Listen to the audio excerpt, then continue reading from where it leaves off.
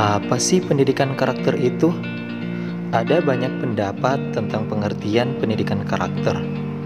Namun satu di antaranya akan kita bahas, yaitu menurut Likona, yakni pendidikan karakter adalah segala usaha yang disengaja untuk mempengaruhi karakter siswa sehingga dapat memahami, memperhatikan, dan melakukan nilai-nilai etika yang baik.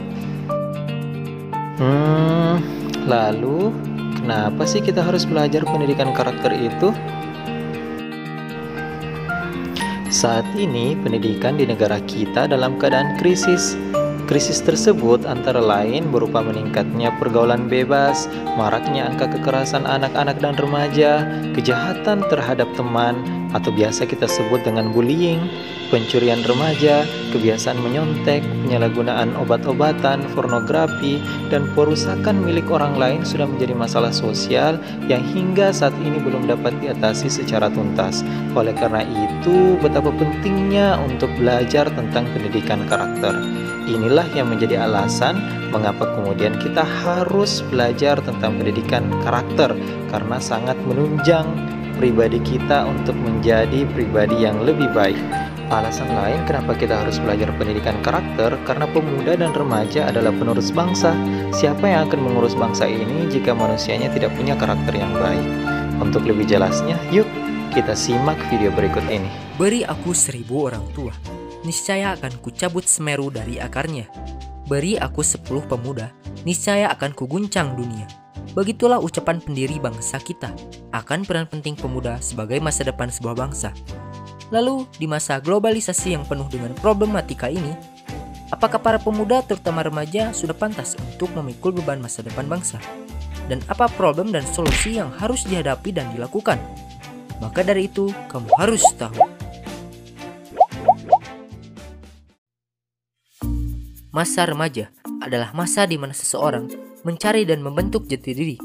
Dalam prosesnya, perkembangan remaja mengalami banyak pergolakan secara fisik, psikologis, dan sosial yang menimbulkan suatu perilaku yang terkadang menyimpang atau biasa disebut dengan kenakalan remaja.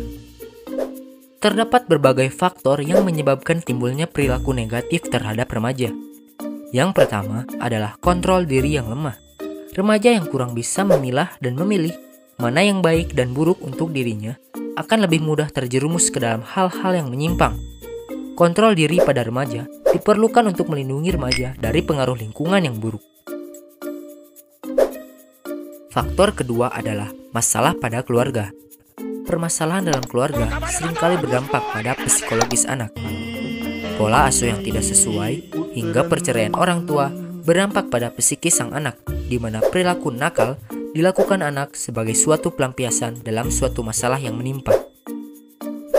Selanjutnya adalah sistem pendidikan yang tak sesuai dengan keinginan anak.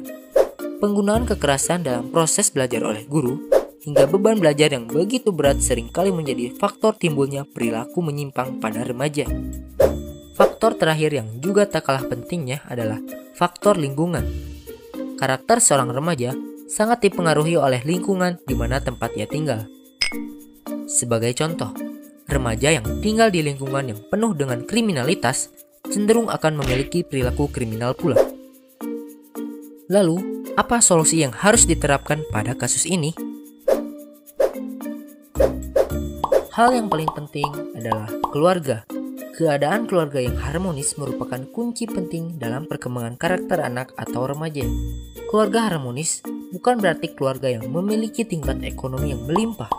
Namun, keluarga yang harmonis ialah keluarga yang dapat memberikan kebutuhan secara fisik dan psikologis terhadap anak. Solusi selanjutnya adalah dengan memberikan sebuah pendidikan karakter.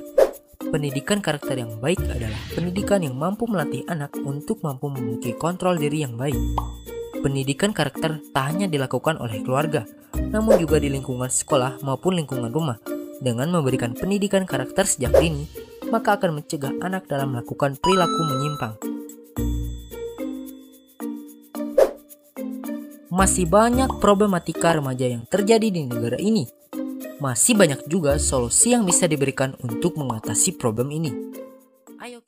Selanjutnya, ada pun nilai-nilai karakter diantaranya religius, jujur, disiplin, toleransi, kerja keras, kreatif, mandiri, demokratis, rasa ingin tahu, semangat kebangsaan, cinta tanah air, bersahabat, menghargai prestasi, peduli sosial, peduli lingkungan, gemar membaca, cinta damai, dan juga tanggung jawab.